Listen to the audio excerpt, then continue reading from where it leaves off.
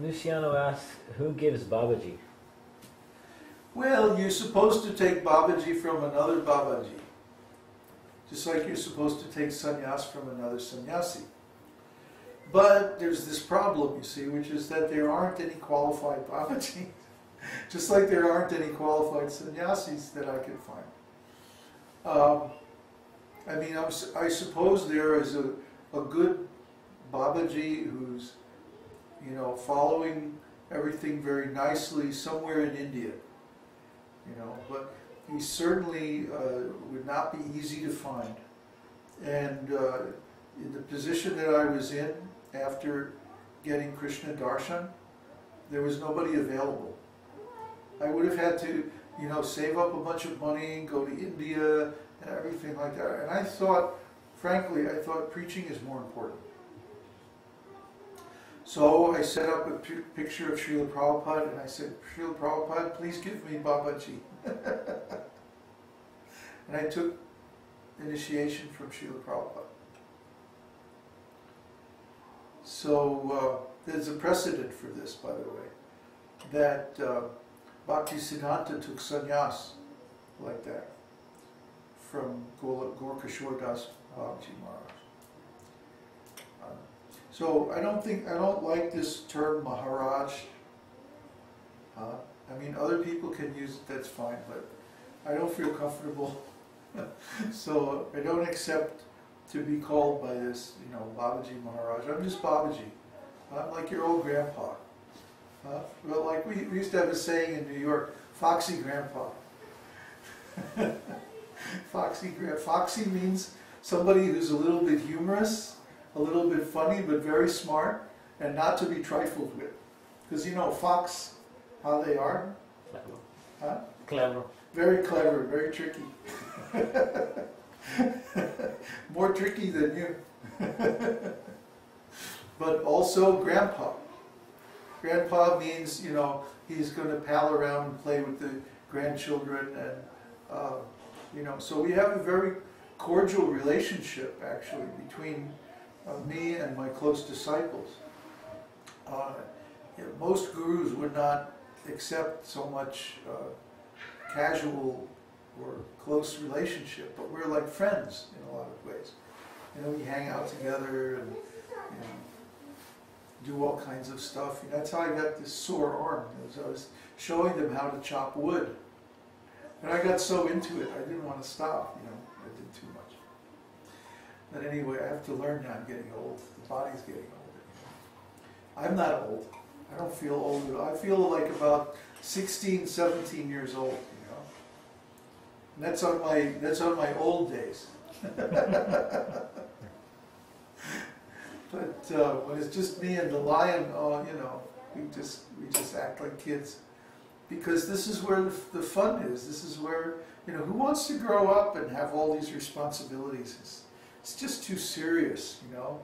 It's not fun. So, devotee actually remains youthful forever.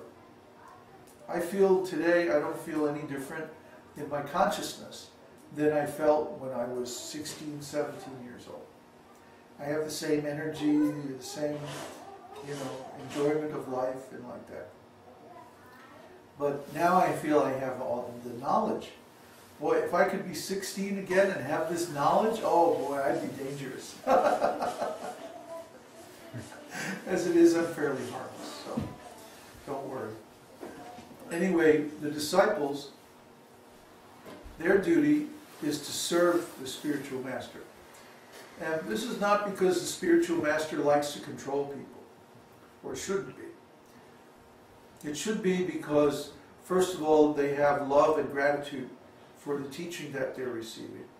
And second of all, it frees the spiritual master to do more preaching. See, if I had to cook for myself and do so many things, you know, to take care of myself, I don't mind. I did it for so many years, so what's the problem? But it would take up too much time. And that time that now I use for preaching.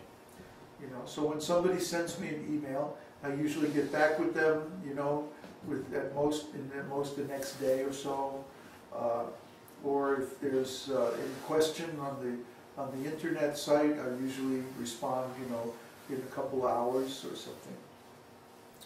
I couldn't do this if I had to spend more time taking care of myself. For example, when I was doing all the cooking in Mexico, I would sometimes get overwhelmed because there were so many messages on the forum. So it's very nice that the devotees can take care of things, and it may seem sometimes very routine and dull. Well, what's the difference between being a householder and being in the ashram? I still have to wash the floors and clean the bathroom and do the laundry and cooking. Well, yeah, you still have to do that no matter where you are. But this is giving you so much spiritual advancement, because just like I get some percentage of your pious activities when my disciples chant and study Shastra and do so many nice services. Similarly, you get a chance, like a commission on my transcendental activities when I preach, because you're serving me. You see? Because of that service relationship. You're serving me by taking care of my necessities. I'm serving you by giving transcendental knowledge. See? And so if you help by taking care, then you also get some percentage of that pious activity from my preaching. See? It's just like a king. A king is a leader. Any leader, any responsible leader, they get some percentage. Usually it's calculated like 20 to 25% of the sinful and pious activities of the people who follow them. See, they have to take both. So that's why we're very, very careful about only taking very good, qualified people as disciples. We don't want to have to take their sinful reactions. We would spoil everything.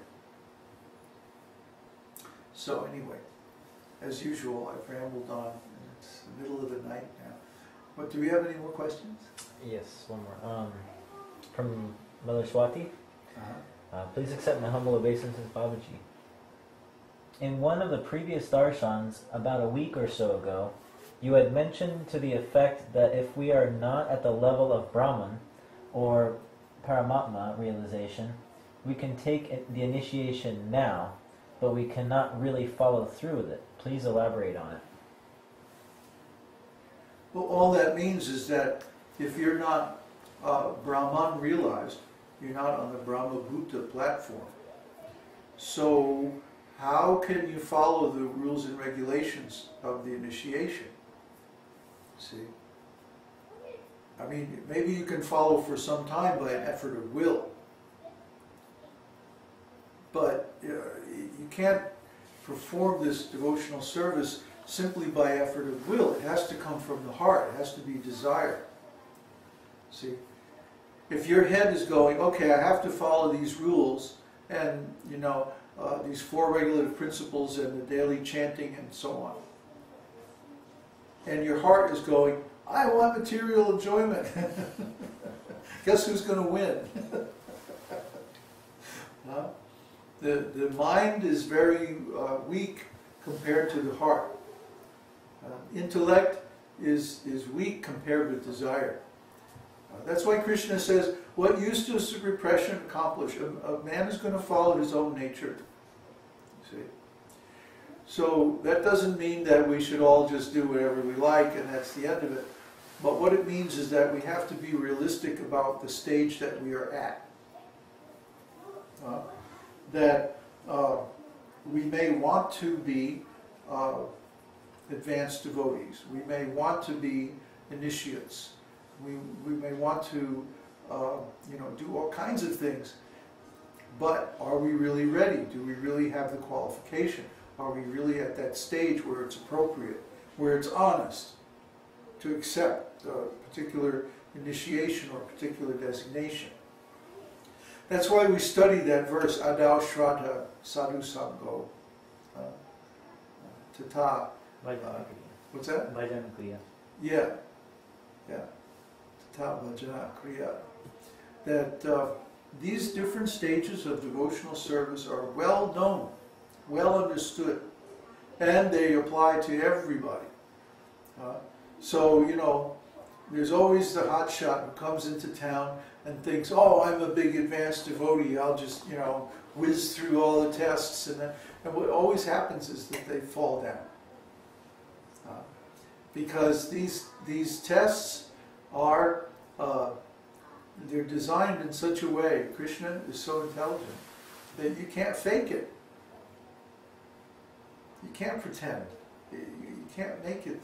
You'll be able to pretend for some time, but then you fall down. So, unfortunately, in the West, you know, we have this culture of what I call glibness. Glibness means